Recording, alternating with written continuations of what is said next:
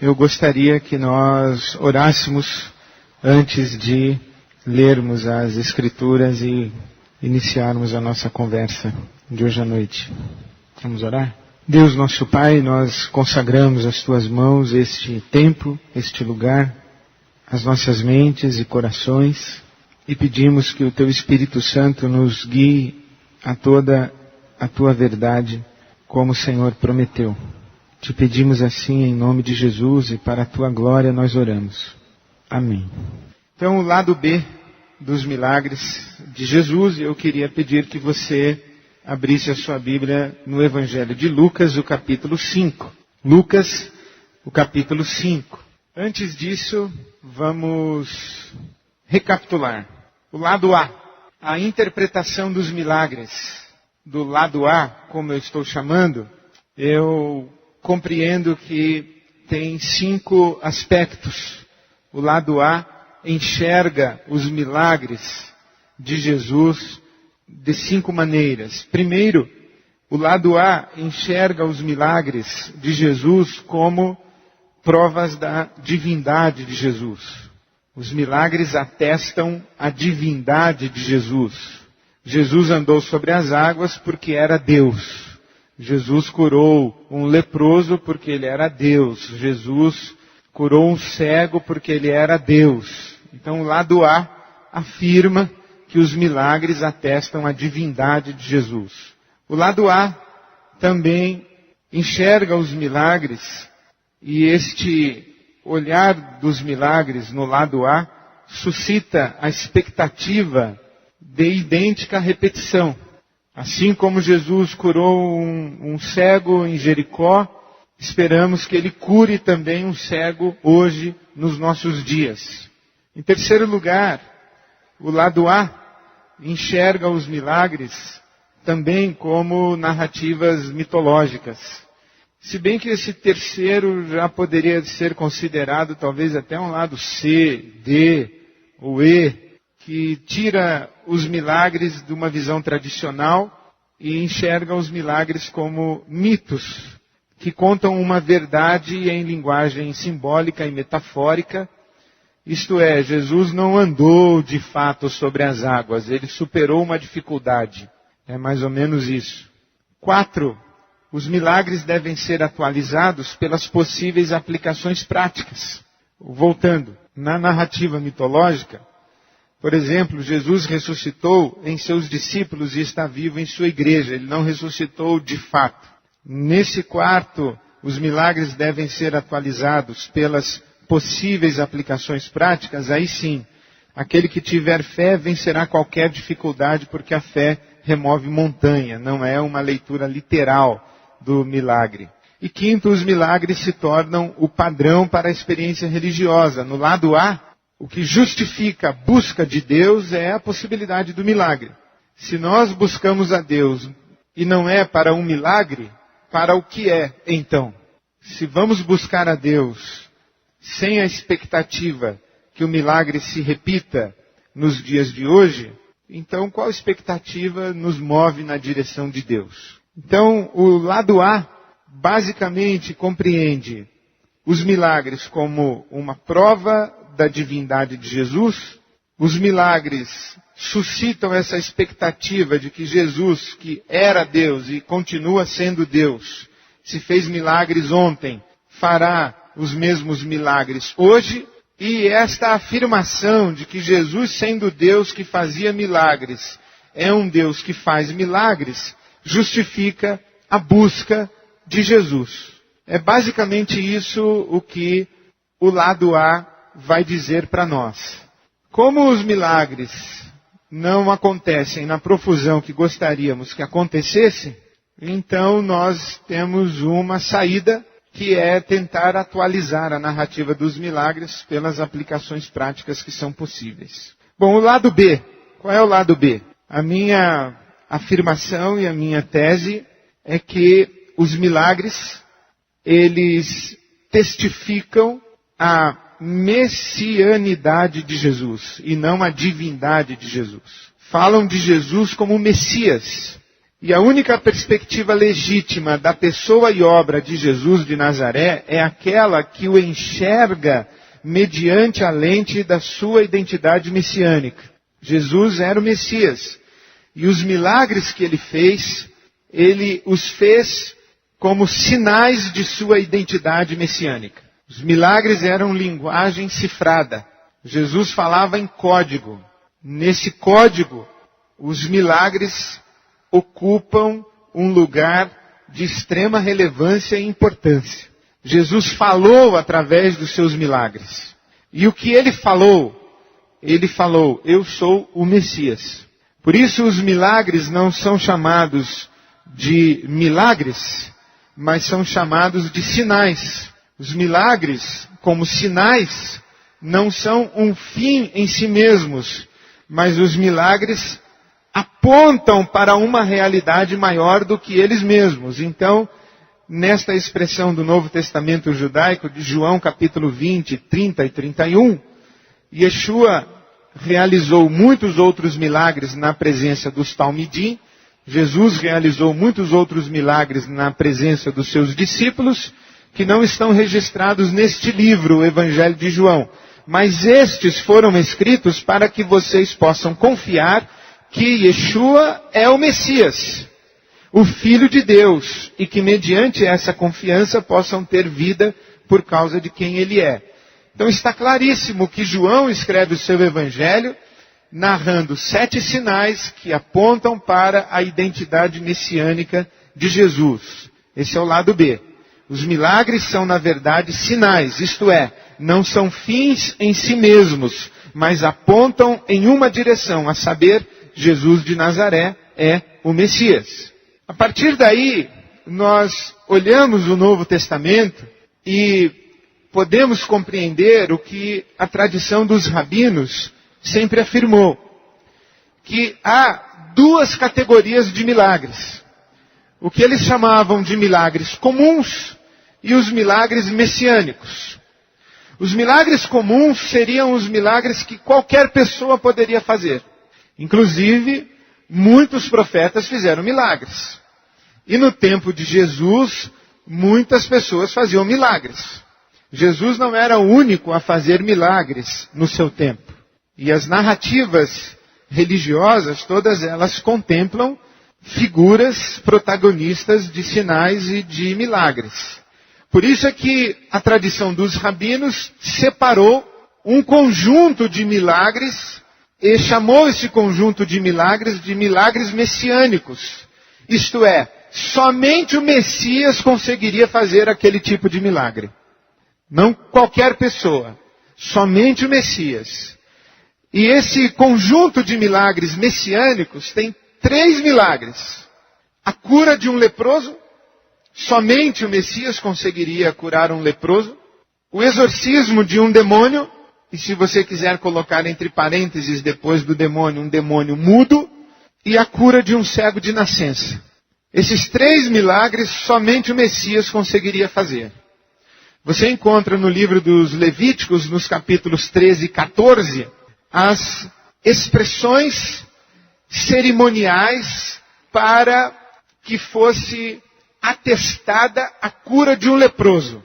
E ao longo da história de Israel, nunca um leproso compareceu diante de um sacerdote dizendo: eu era leproso e fui curado. Nunca. Então sublinha aí. Nunca um leproso compareceu à presença de um sacerdote dizendo: eu era leproso e fui curado. Por isso é que os rabinos e a tradição dos rabinos dizia: no dia em que alguém curar um leproso, esse alguém é o Messias. Ok? Então esse é um tipo de milagre, a cura de um leproso é um tipo de milagre messiânico. E eu gostaria de ler então, hoje, e conversar um pouquinho sobre a cura de um leproso como um milagre messiânico. Lucas capítulo 5, verso 12.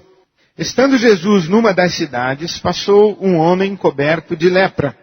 Quando viu Jesus, prostrou-se rosto em terra e rogou-lhe: se quiseres, podes purificar-me. Jesus estendeu a mão e tocou nele, dizendo: quero, seja purificado. E imediatamente a lepra o deixou. Então Jesus lhe ordenou: não conte isso a ninguém, mas vá mostrar-se ao sacerdote e ofereça pela sua purificação os sacrifícios que Moisés ordenou para que sirva de testemunho. Todavia, as notícias a respeito dele se espalhavam ainda mais, de forma que multidões vinham para ouvi-lo e para serem curadas de suas doenças. Mas Jesus retirava-se para lugares solitários e orava. Voltando, na tradição de Israel, o corpo de um leproso era semelhante ao corpo morto. Era impuro, não poderia ser tocado em hipótese alguma. O corpo de um leproso, de um ser humano com lepra, era tão imundo cerimonialmente quanto o porco para Israel. Nenhum homem poderia tocar em um leproso, nem mesmo acidentalmente esbarrar em um leproso. Então você já sabe que um leproso era obrigado a andar com sinos pendurados. E se ele entrasse em uma cidade, o que lhe era proibido, ele deveria entrar gritando: leproso, leproso, leproso, para todo mundo sair da frente. Esse era o estigma e era a maneira como um leproso era tratado. Este leproso, ele está completamente tomado pela lepra. Ninguém tem dúvida que ele é um leproso. Não está em fase inicial. Ele está, na nova versão internacional, coberto de lepra, ou completamente tomado pela lepra. A segunda coisa importante que esse texto diz para nós é que este leproso, quando vê a Jesus, ele prostra-se com o rosto em terra e suplica, dizendo: se quiseres, podes purificar-me. Bom, isto já é uma declaração de reconhecimento da identidade messiânica de Jesus. Porque ali está um homem com sua lepra, completamente tomado pela sua lepra, e ele sabe que nunca antes na história de Israel houve um profeta capaz de curar um leproso. Os dois eventos bíblicos são Miriam, irmã de Moisés, que é uma cura que antecede a lei de Moisés, e Naamã, que não era um hebreu. Naamã era um estrangeiro. Mas na história de Israel, nunca um leproso havia sido curado. Mas esse leproso, quando vê a Jesus, ele se prostra e diz: você é o Messias, se você quiser, você pode me purificar. O que ele sabe é que não está em discussão se Jesus pode ou não pode. Ele já sabe que pode. Ele crê que pode. Ele já afirma a identidade messiânica de Jesus. O que está em discussão é se Jesus quer ou não quer. É esta a afirmação do leproso para Jesus: se quiseres, podes purificar-me. A terceira coisa importante que esse texto diz para nós é que Jesus, quando diz quero, seja purificado, Jesus estende a mão e toca no leproso, o que era proibido, porque ele, a partir daquele momento, estaria cerimonialmente impuro. Mas ele toca. Nunca antes alguém havia ousado tocar em um leproso, mas ele toca. A quarta coisa que se diz é que Jesus manda que ele vá diretamente ao sacerdote. Vá ao sacerdote, porque isso nunca aconteceu antes. Por que Jesus manda que ele vá ao sacerdote? Por que ir ao sacerdote é algo importante? Porque é o sacerdote quem deve cumprir todo o ritual para atestar a cura de um leproso. É um fato inusitado. Com licença da comparação, é como aquela propaganda que a mulher entra numa loja com a televisão quebrada e os japoneses falam: o televisor quebrado. E vem todos os japoneses para ver aquele televisor quebrado com a ideia de que aquele televisor não quebra nunca. Aquilo é raríssimo. Então, esse leproso é isso. Ele vai ao sacerdote e diz: aconteceu comigo o que nunca aconteceu em toda a história de Israel. Eu era leproso e fui curado. O sacerdote, então, tem que abrir um processo. Tem que abrir um processo de investigação. Ele primeiro tem que verificar se o cara era leproso mesmo. Então ele tem que sair para perguntar: vocês conheciam esse cara aqui? Olha, ele era leproso. Vocês sabem quem é esse cara aqui? Ele era leproso, ele era leproso. Era leproso. Segundo, tem que ver se ele está curado mesmo, se ele foi realmente curado da lepra. Terceiro, tem que ver em quais circunstâncias ele foi curado da sua lepra. Quem curou, como curou, que dia curou, em que lugar curou, o que usou para a cura. Então o sacerdote tinha que fazer essa investigação completinha. E para abrir esse processo de investigação para atestar a cura do leproso, o sacerdote já devia começar oferecendo sacrifícios. E se ele atestasse mesmo a cura do leproso e fosse realmente curado, ele deveria cumprir o cerimonial da lei de Moisés. Por exemplo, aspergir o leproso com o sangue do animal sacrificado. Você lê lá em Levítico 14, todo o ritual detalhado para a cura de um leproso. Nunca um sacerdote havia realizado esse cerimonial. Por isso é que Jesus, quando cura aqueles 10 leprosos, ele os manda direto ao sacerdote. Corram para o sacerdote. Digam, mais leproso curado. 10 de uma vez. 10 inquéritos. 10 processos iniciados para atestar a cura. Jesus estava dando trabalho para o sacerdote. Né? Então mandou 10 de uma vez só. Então isso aqui é de extrema importância para nós, porque há nessa narrativa de milagre de Lucas 5, 12 a 16, um diálogo. Há uma conversa sendo travada. Não é apenas um milagre em que Jesus vai lá e cura um homem de lepra. Não, quando Jesus vê aquele leproso se curva diante dele e diz, se quiseres, podes purificar-me. Jesus para e diz, bom, agora vamos abrir um capítulo, vamos abrir um diálogo, vamos abrir uma conversa e vamos chamar toda a liderança de Israel para esta cena. Ele cura o leproso e diz, agora vá se mostrar ao sacerdote. Ele está mandando um recado ao sacerdote. Mandando um recado ao sacerdote, não só ao sacerdote, ele está mandando um recado ao sinédrio. Porque a primeira coisa que o sacerdote diria seria, chegou aqui um leproso que disse que foi curado. O sinédrio, que era o fórum de julgamento religioso em Israel, o sinédrio, imediatamente quereria conhecer esse tal desse leproso. Então Jesus, ele já abre uma conversa com o sacerdote, com os sacerdotes, porque imagina, o sacerdote que tivesse de plantão, os outros sacerdotes falam, caramba, não foi no meu plantão, foi no do cara, eu quero ver esse leproso aí que disse que foi curado. Nunca aconteceu isso. Então os sacerdotes se reúnem, corre a notícia, o sinédrio, o pessoal acorda, interrompe o churrasco para o almoço e vai todo mundo correndo para ver o leproso que foi curado. E essa notícia se espalha. E você sabe que não tinha ponte aérea naquela época, precisa de alguns dias aí para a coisa ser divulgada. E o sinédrio, quando chegava a notícia de um milagre messiânico, como por exemplo a cura de um leproso, o sinédrio também abria o seu processo de investigação. E o processo de investigação do sinédrio já não era só da cura do leproso, ou não era só um processo de investigação do milagre messiânico. Era um processo de investigação do próprio sujeito que estava dizendo ser o Messias com aquele milagre. Então, veja bem, o leproso chega e diz, eu era leproso, fui curado, diz para o sacerdote. O sacerdote imediatamente começa a investigar se ele era mesmo leproso, se ele foi mesmo curado, ele começa a investigar a cura. Mas o sacerdote, ele bate um sino lá e diz, um milagre messiânico. E o sinédrio então corria e dizia o seguinte, quem foi o cara que fez o milagre messiânico? Foi aquele ali.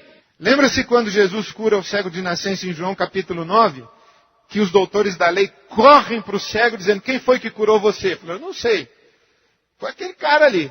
Mas quem é ele? Eu sei lá quem é ele. Eu sei que eu era cego, agora vejo. Quem é ele é um problema de vocês. E era mesmo um problema do sinédrio. Porque o sinédrio estava diante de um milagre messiânico. E quando surgia um movimento messiânico, e surgiam aos montes, falsos messias, Um monte de cara querendo ser Messias, evidente. Não é só hoje essa doença que tem um monte de cara querendo ser Messias. Naquela época é muito mais.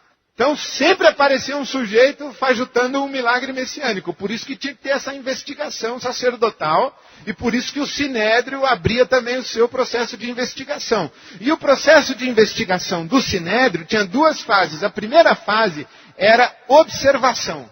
A segunda fase era interrogação. Na primeira fase, o Sinédrio, os membros do Sinédrio, os doutores da lei, eles colavam nesse cara que disse ser o Messias e que disse ter feito um milagre messiânico. Colavam nele. Para onde ele ia, todo mundo ia atrás. Por isso é que Jesus está sempre rodeado de uma multidãozinha. Ele tem os discípulos, ele tem o pessoal que está querendo os milagres, ele tem os fariseus, ele tem os doutores da lei, tem o Sinédrio, tem os sacerdotes, está todo mundo em volta. Porque agora ele está sob investigação. Na primeira fase da investigação, os membros do Sinédrio, os doutores da lei, eles não podem falar nada, é só observar. Onde Jesus vai, eles vão e eles ficam calados, só observando. Jesus está ensinando, eles estão quietos ouvindo. Jesus está curando, eles estão quietos. Curou, mas isso aí é milagre comum, não é milagre messiânico. Tudo bem. Esse aí que ele ensinou, falou, ouvistes o que foi dito, eu porém vos digo, já está exagerando. Esse cara, eles estão só observando, não estão falando nada, estão em silêncio. Por isso é que existe Lucas capítulo 5, verso 17. E por isso é que existe Lucas capítulo 5, verso 16. É que depois desse milagre messiânico, Jesus manda o leproso para o sacerdote. E ele sabe que deflagra-se um processo entre os sacerdotes e deflagra-se um processo no Sinédrio. O que é que Jesus faz? Retira-se para a oração. Sai de cena. Deixa o circo pegar fogo lá agora. Ele sai de cena. Ele sai e a notícia começa a se espalhar, a Jerusalém fica empolvorosa, Cafarnaum fica empolvorosa, Caná da Galileia, todo mundo, Samaria, começa uma correria. Milagre messiânico. Um leproso foi curado. Onde está Jesus? Saiu de cena para orar. Aí vem o capítulo 5, verso 17. Passado um tempo, certo dia, quando ele ensinava, estavam sentados ali fariseus e mestres da lei, ao Sinédrio presente. O Sinédrio está presente. Fariseus e mestres da lei, procedentes de todos os povoados da Galileia, da Judéia e de Jerusalém. Olha que interessante. A investigação sacerdotal já acabou. O cara era leproso mesmo, foi curado e foi aquele cara ali que curou. Ele disse que é o Messias, então aquele foi um sinal messiânico, foi um milagre messiânico. Agora a investigação do Sinédrio na fase da observação. Jesus está ensinando e estão presentes os fariseus e os doutores da lei, procedentes de todos os povoados da Galileia, da Judéia e de Jerusalém. Então isso aqui é a Palestina no tempo de Jesus, dá para ver mais ou menos aí. Galileia, esse pedaço aí de cima. Galileia. Judéia, ok? Jerusalém. Onde Jesus está? Cafarnaum.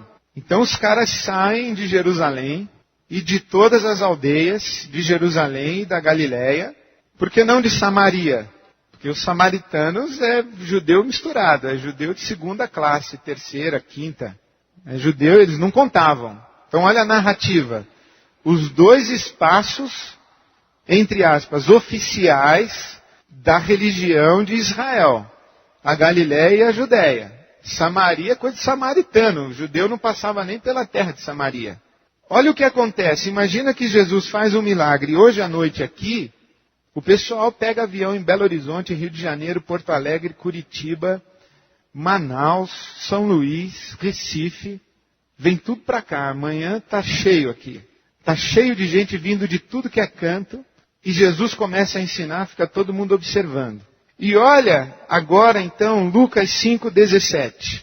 Certo dia, quando ele ensinava, estavam sentados ali fariseus e mestres da lei, procedentes de todos os povoados da Galileia, da Judéia e de Jerusalém.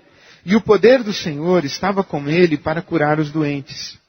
Vieram alguns homens trazendo um paralítico numa maca e tentaram fazê-lo entrar na casa para colocá-lo diante de Jesus. Não conseguindo fazer isso por causa da multidão, subiram ao terraço e o baixaram em sua maca através de uma abertura até o meio da multidão, bem em frente de Jesus. Vendo a fé que eles tinham, Jesus disse: Homem, seus pecados estão perdoados. Os fariseus e os mestres da lei começaram a pensar: quem é esse que blasfema? Quem pode perdoar pecados a não ser somente Deus? Jesus, sabendo o que eles estavam pensando, perguntou: por que vocês estão pensando assim? Que é mais fácil dizer: os seus pecados estão perdoados, ou levante-se e ande? Mas para que vocês saibam que o Filho do Homem tem na terra autoridade para perdoar pecados, disse ao paralítico: eu lhe digo, levante-se, pegue a sua maca e vá para casa. Imediatamente ele se levantou na frente deles, pegou a maca em que estivera deitado e foi para casa louvando a Deus. Todos ficaram atônitos e glorificavam a Deus e cheios de temor diziam: hoje vimos coisas extraordinárias. Ou em outras palavras, hoje vimos coisas que nunca antes havíamos visto. Quando nós lemos no Novo Testamento que a multidão se assombra porque Jesus ensina de maneira diferente dos escribas e dos fariseus da sua época, não é só que o jeito dele falar é diferente. É que ele está rodeado de sinais e a figura de Jesus é uma figura que não tem par em Israel. Ele é diferente. Não é só o jeito que ele fala que é diferente, não é só o que ele ensina que é diferente. Ele é diferente. Ele curou um leproso. Ele fez um sinal messiânico. E ele perdoa pecados na frente do sinédrio. Nós nunca vimos isso acontecer antes. Então o que é importante nessa narrativa de 5:17 a 26, a cura desse paralítico que é descido pelo telhado. É importante as testemunhas. Em primeiro lugar, os que estavam presentes, o sinédrio estava presente. Eles estão na fase da observação. Está todo mundo em volta de Jesus e calado, prestando atenção. É importante que Jesus diz: os seus pecados são perdoados. Por quê? Porque quem pode perdoar pecados a não ser somente Deus? E nisso os fariseus tinham razão. Pecado é uma ofensa contra Deus e só Deus pode perdoar um pecado. Então, Jesus está reivindicando: eu e o Pai somos um. O que João vai no seu evangelho afirmar depois. E ele está reivindicando o seguinte: o Pai me deu autoridade.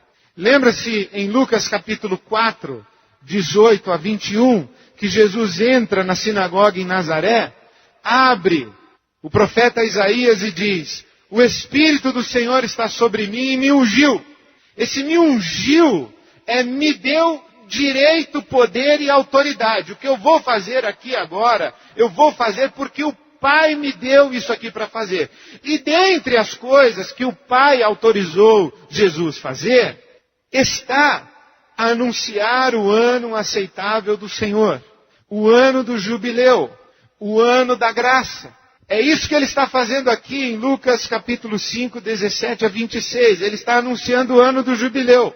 Ele está dizendo: é o tempo da graça.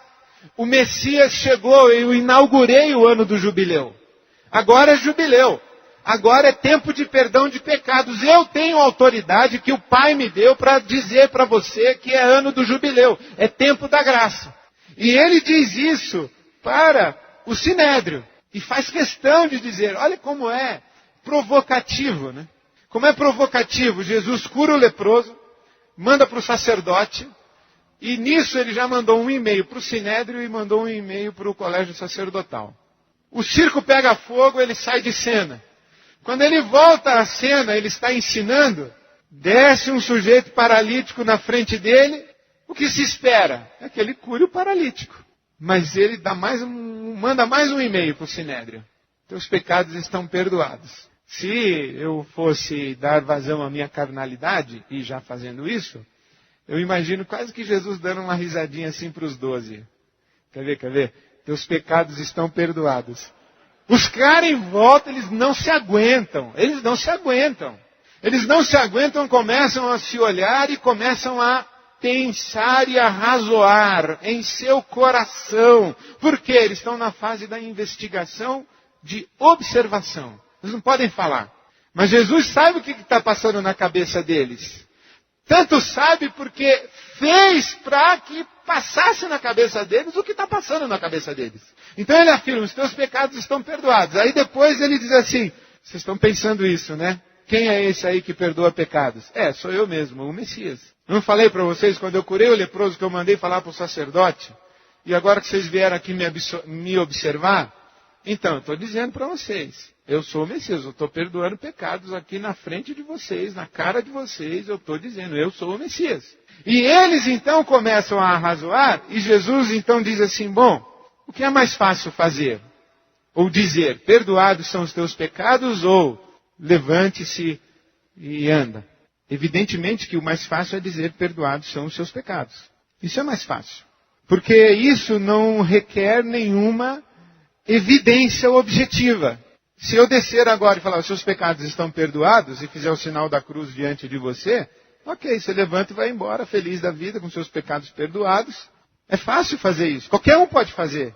Aí Jesus diz assim para os doutores da lei e os membros do Sinédrio, o que é mais fácil? É dizer seus pecados são perdoados? É mais fácil? Vocês acham que isso é mais fácil? Então eu vou fazer o mais difícil para provar para vocês que eu tenho autoridade para fazer o que vocês acham que é mais fácil. Então ele prova dizendo, levante-se, pegue a sua maca e vá para casa. O que Jesus faz aqui é chamar para a briga o Sinédrio, os sacerdotes, e a partir desse momento ele começa a exigir dos líderes de Israel um posicionamento a respeito dele, Jesus de Nazaré, que reivindica ser o Messias. Percebe que não é só curar um leproso, curar um paralítico. Tem muito mais envolvido aqui nesse texto. Há um diálogo, há um debate, há um inquérito transcorrendo aqui. Há uma mobilização de todos os líderes religiosos da Palestina que saem de um lado para o outro para que se encontrem com Jesus. Me parece que isso nos ensina algumas coisas interessantes. A primeira é que o Novo Testamento tem uma lógica. Os autores do Novo Testamento, eles não escreveram o Novo Testamento e agora particularizando. Os biógrafos de Jesus não escreveram a biografia de Jesus num exercício extemporâneo de memória. Como se ele sentasse com um bloco e dissesse, lembra aí os milagres que Jesus fez? Aí um fala, teve um leproso que ele curou. É mesmo, um leproso, curou o leproso. O que mais, hein? Curou um cego. Curou um ou dois ou três, hein? Um monte, mas você não vai contar todos. Curou dois, vai. O que mais ele fez? Curou um paralítico. Não, um monte de paralítico. Vou contar um paralítico que ele curou. Aquele lá do telhado. Do telhado. Boa. Aí do telhado. Não é assim que eles estão fazendo. Não é assim que eles estão fazendo, porque eles estão escrevendo não apenas uma narrativa da biografia de Jesus, mas eles estão escrevendo um documento. É um documento. E Lucas é investigativo. Lucas é exageradamente preocupado com detalhes. Tanto que em Atos capítulo 1, verso 1, ele diz, em meu livro anterior, Teófilo, escrevi a respeito de tudo que Jesus começou a fazer e ensinar. Lucas está fazendo um registro documental. E ele está fazendo esse registro, não tentando lembrar o que Jesus fez, o curou, deixou de curar, mas ele está seguindo a própria lógica e a inteligência de Jesus nos seus atos de milagres. E os registros que ele faz são registros que apresentam para o leitor original desse texto, porque esse texto aqui foi lido para a comunidade de Israel há 2000 anos atrás. Foi lido lá. Foi lido para os próprios doutores da lei, ou pelos próprios doutores da lei. Foi lido pelo Sinédrio. Essa seita cristã que começa. Então Lucas está dizendo o seguinte, ele está quase que lembrando, ei pessoal do Sinédrio, vocês que aí crucificaram Jesus, vou lembrar para vocês, lembra aquele dia que ele curou o leproso? Vocês por acaso se lembram que ele mandou o leproso direto para o sacerdote? Vocês por um acaso se lembram que logo em seguida, deflagrou-se todo um movimento que veio observar se ele era mesmo o Messias, e que baixaram um paralítico na frente dele. Vocês por acaso se lembram o que ele fez? Curou o paralítico. Não. Ele não curou um paralítico. Ele disse, perdoados são os teus pecados. Ele só curou o paralítico para provar para vocês que ele tinha autoridade para perdoar pecados. A cura do paralítico não é importante aqui. A cura do paralítico não é importante. O que é importante é esse diálogo que está acontecendo e toda essa conversa. E esse milagre é explícita e evidentemente um sinal da identidade messiânica e que Jesus está fazendo questão de afirmar para os sacerdotes e para os doutores da lei. E a partir desse momento, ele faz uma pergunta. E a pergunta é, e então? Vocês vão me reconhecer e me autenticar como Messias ou não vão? E a confusão começa a aumentar em volta de Jesus. Aumenta e a coisa vai crescendo. E aí, eles saem da fase da observação e eles começam a fase da interrogação.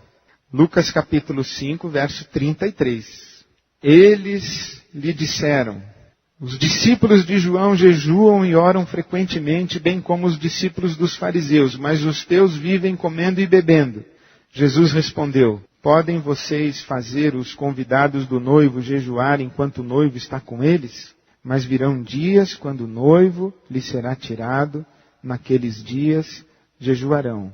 Então lhes contou esta parábola. Aí você lê a parábola. Ninguém tira um remendo de roupa nova e costura em roupa velha. Ninguém põe vinho novo em odre velho.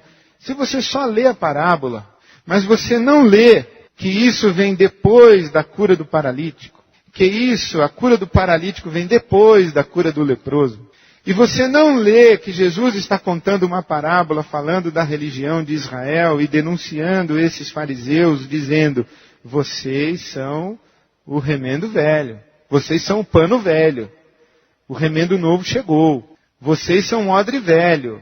O vinho novo chegou. O que é que vocês vão fazer com isso? Porque vocês já viram que eu curei o leproso.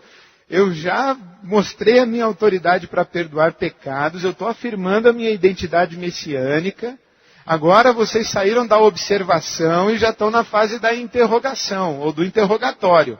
E eu quero saber qual a conclusão que vocês vão chegar. Porque a próxima coisa que eu vou fazer é curar no sábado. Que é Lucas capítulo 6. Então parece que Jesus ele está curando um aleijado e curando um leproso, curando um cego. Não. Ele está invadindo o sinédrio com todos os seus argumentos e com todas as suas forças. E provocando ao máximo que ele pode provocar para exigir um posicionamento desse pessoal. Se ele é o Messias ou se ele não é o Messias. É nessa direção que nós estamos caminhando, porque foi nessa direção que Jesus caminhou. Então veja a lógica da narrativa bíblica. E veja como que por trás de, entre aspas, um simples milagre da cura de um aleijado, há um universo de discussão, não a respeito de milagre, mas a respeito da identidade messiânica de Jesus Cristo. Por isso é que estes foram escritos como sinais, para que creiamos que Jesus é o Messias. Por isso é que a pergunta, Jesus faz milagres hoje ou não faz milagres hoje, é secundária. É secundária. A pergunta primária é, Jesus é quem ele disse que era? É. Então, o milagre já não é mais uma condição para que eu me submeta a ele e nele creia e a ele adore. Milagre é discussão secundária. Porque quando eu leio a narrativa dos milagres, eu leio os milagres como que assinaturas repetidas de Deus o Pai sob a caminhada de Jesus dizendo, eis o Messias, eis o Messias, eis o Messias, eis o Messias. Termino lembrando aos senhores a figura da primeira segunda-feira em que conversamos. O sábio aponta a lua, o tolo fica perdido observando o dedo do sábio. Os milagres apontam para Jesus. Ficar discutindo milagres é ficar distraído com o dedo do biógrafo de Jesus. O importante é, Jesus é quem disse que era. Ele é Deus. E, portanto, é o nosso Senhor. Somente a Ele servimos e a Ele adoramos. O que vier depois disso é lucro. Que Deus nos abençoe com muita coisa depois disso, porque nós queremos também um lucro. Amém. É a sua vez de fazer perguntas e eu vou tentar respondê-las. A pergunta é se Jesus teve autoridade para perdoar pecados. Isso não aponta muito mais a sua divindade do que a sua messianidade. Não, justamente é na função de Messias que ele perdoa pecado, não é na função de Deus. Se você consegue assimilar o que eu vou dizer agora, sem me apedrejar, é o seguinte: Deus não está presente no palco da história. Entre aspas, Deus ficou no céu. Quem está andando aqui no palco da história é o Filho dele, com a autoridade dele para curar pecados em nome dele. O que Jesus faz aqui na terra, ele não reivindica divindade para fazer, porque divindade, prerrogativa divina, ele deixou no céu. É isso que quer dizer, esvaziou-se de Filipenses 2. O que ele faz como Messias, não como Deus. Deus ficou no céu. Quem anda aqui é o Filho de Deus. Tanto que você observa em Lucas 5, 17 a 26, que acabamos de ler, que Jesus diz assim: o Filho do Homem tem autoridade para perdoar pecados. Ele faz questão de afirmar isso. Ele não usa um título divino. O Filho do Homem tem autoridade para perdoar pecados. Em relação à fé cristã, o milagre é algo muito barato. Qual é o maior milagre hoje? E se é de fato nós conhecermos o Messias, o maior milagre é conhecermos o Messias, eu creio que o maior milagre é esta revelação que nós recebemos de Jesus Cristo. É o milagre relatado pelo apóstolo Paulo em 2 Coríntios capítulo 4. Que aqueles que não percebem a glória de Deus estão cegados no seu entendimento, mas aqueles que percebem a glória de Deus em Jesus tiveram um véu retirado, né? Receberam a revelação. O véu foi retirado. Então eu creio que esse é o melhor e o maior dos milagres. Esse, na verdade, na minha opinião, é o verdadeiro e significativo milagre. Quem tem esse não precisa de mais nenhum. E quem não tem esse não adianta ter qualquer outro. Mas eu não concordo que o milagre é algo muito barato na fé cristã. O milagre está banalizado pela religiosidade cristã. Mas se Jesus os fez, nós não podemos considerá-los baratos. Coisa insignificante, banal. Eles têm o seu valor, eles têm a sua relevância, eles têm o seu lugar. E eu acho que a religião cristã está banalizando o milagre. E banalizando o milagre gera mais ceticismo do que espanto. Veja que é interessante. O milagre é milagre porque não acontece toda hora e todo dia. Porque se acontecesse toda hora e todo dia, não seria milagre, seria fenômeno. Então, quando é banalizado, gera uma rejeição, vira motivo de piada. Eu acho que nós estamos fazendo o milagre ser ou ficar barato, mas nas mãos de Jesus não era. E eu espero que ao final desse processo, você entenda que eu não estou aqui para dizer os milagres serviram para provar que Jesus é o Messias. Já provaram e agora não tem mais milagre. Entendeu, pessoal? Então vai todo mundo embora que não tem mais milagre porque nós já sabemos que Jesus é o Messias. Não, eu não vim aqui para dizer isso.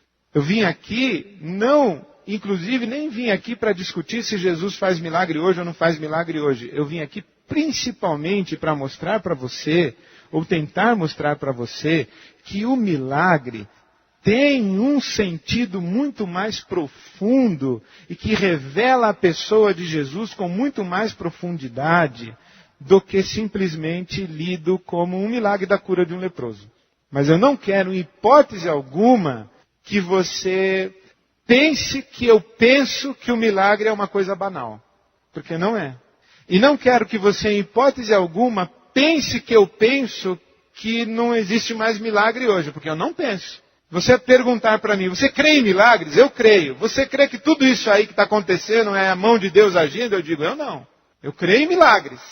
Creio que Deus faz milagres hoje. Agora, dizer que tudo isso que se diz que é milagre, bom, aí tem uma distância muito grande. E como é que você faz para discernir o que é, o que não é, o que faz sentido, o que não faz sentido? E que perspectiva de discipulado de Jesus faz sentido no quesito milagre? Para você adquirir essa perspectiva, você tem que olhar lá atrás, o que nós estamos tentando fazer aqui. Nós estamos olhando para trás os milagres feitos lá, para a gente tentar discernir os milagres feitos aqui. E não para dizer que aqui não existem milagres, que eles são coisa barata e coisa banal, ok? Por que a lepra e não outra enfermidade? Por que a lepra tomou essa dimensão para o milagre? Por causa de toda a estrutura cerimonial da lei de Moisés. Daquilo que era puro, daquilo que era impuro. O bolor, o mofo. Lembre-se, o pão sem fermento, que é o pão da Páscoa.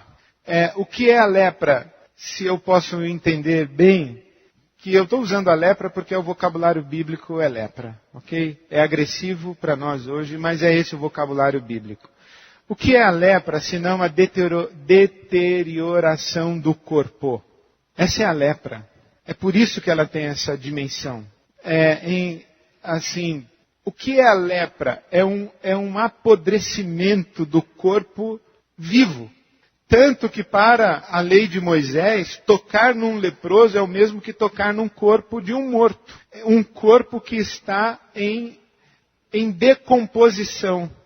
Então, é esse o significado simbólico para o contexto bíblico que não tinha a medicina que nós temos hoje. Se o Sinédrio, com todos esses procedimentos e toda essa conversa de Jesus, não conseguiu identificar o Messias, como é que nós o identificaremos na segunda vinda? Não precisa se preocupar. Com isso você não precisa se preocupar, porque ele virá e com o sopro já vai dizer quem ele é. E como um raio que sai do Oriente se mostra no Ocidente, todo olho verá, e ele não vem mais disfarçado, mano. Ele vem em glória, ele vem para reinar, ele vem para acabar com a brincadeira, ele não vem disfarçado, ele já veio. Agora ele vem revestido de sua glória e de sua majestade. Ele veio como um cordeiro para ser morto, agora ele vem como um leão da tribo de Judá.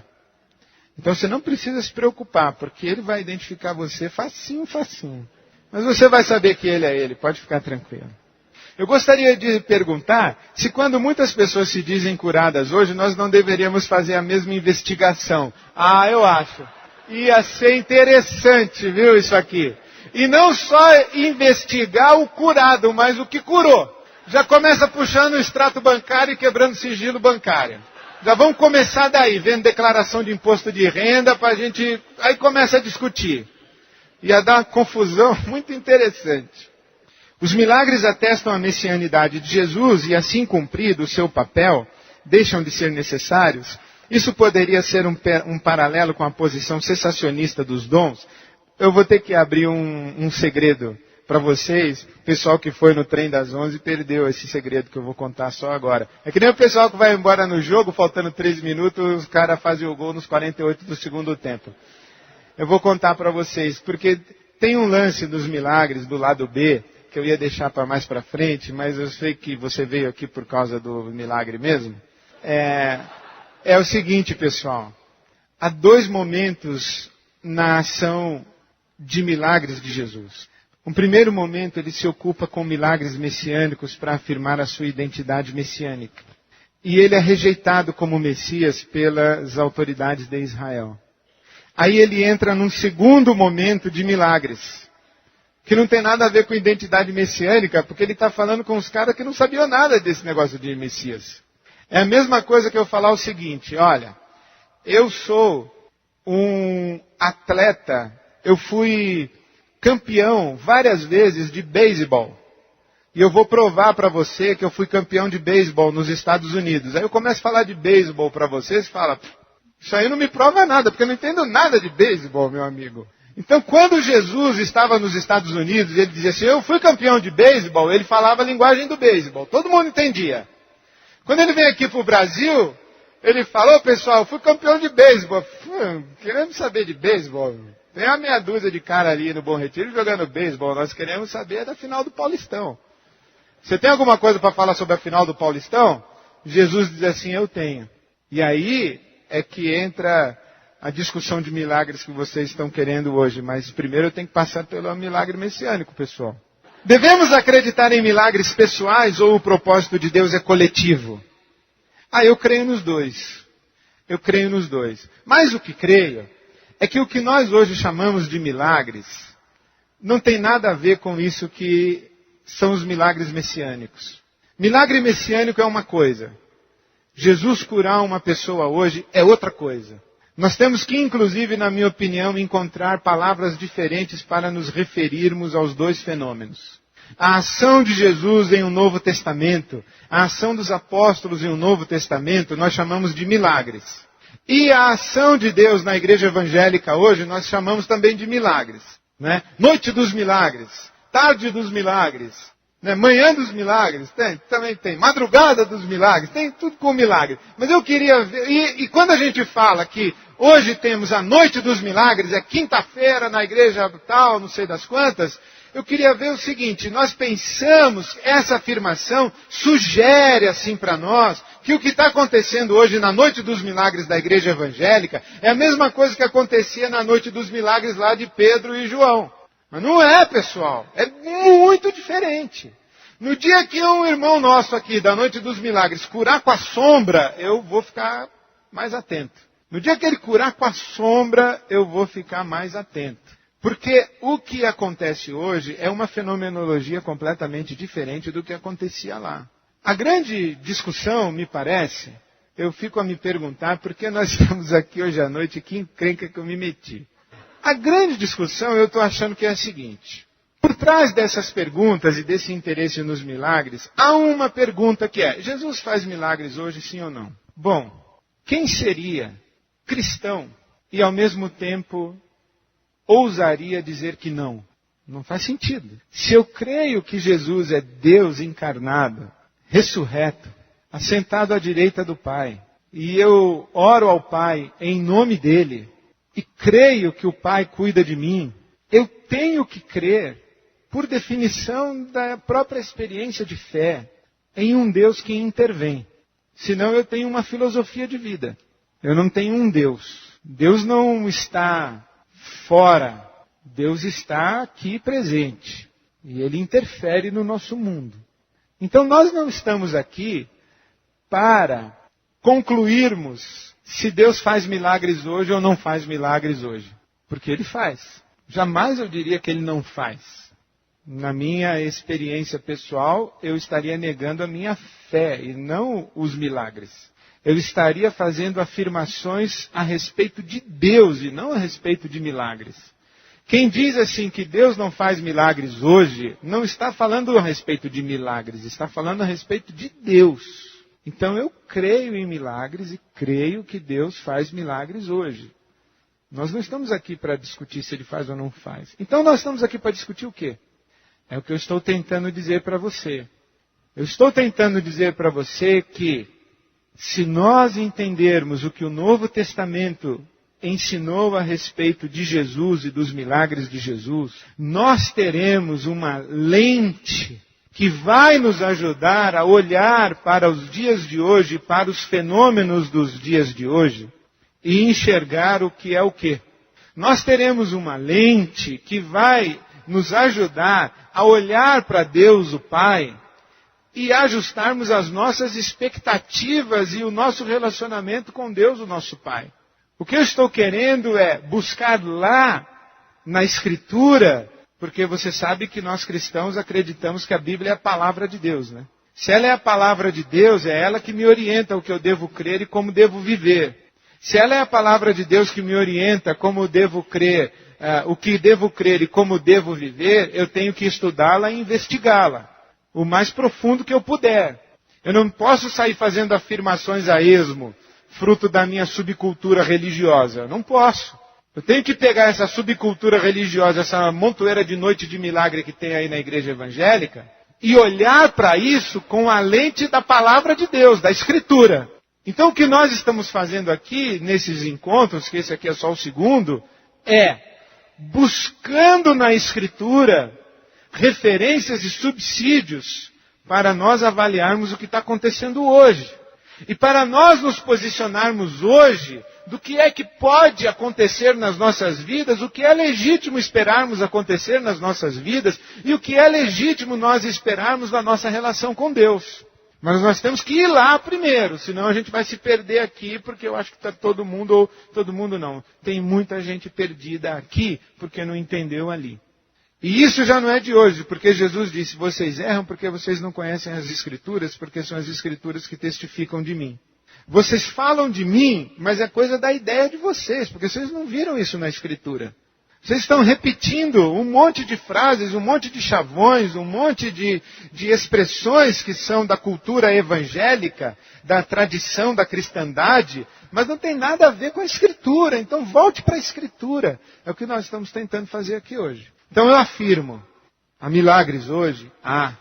Como é que nós vamos olhar para eles, discerni-los e nos posicionarmos diante deles? Nós temos que buscar referências na Escritura. Por isso é que eu estou achando que o lado A dos milagres não é boa referência. É subcultura evangélica.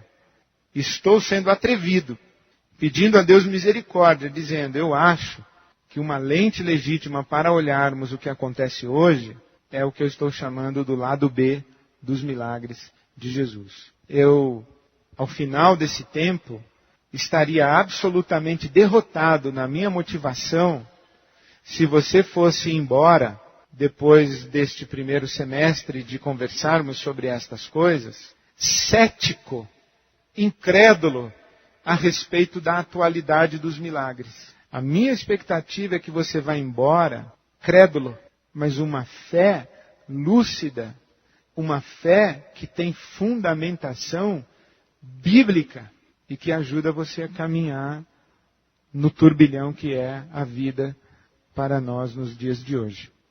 Esse é o meu desejo e a minha oração. E com esta oração eu despeço a todos na graça e na paz do Senhor Jesus. Amém.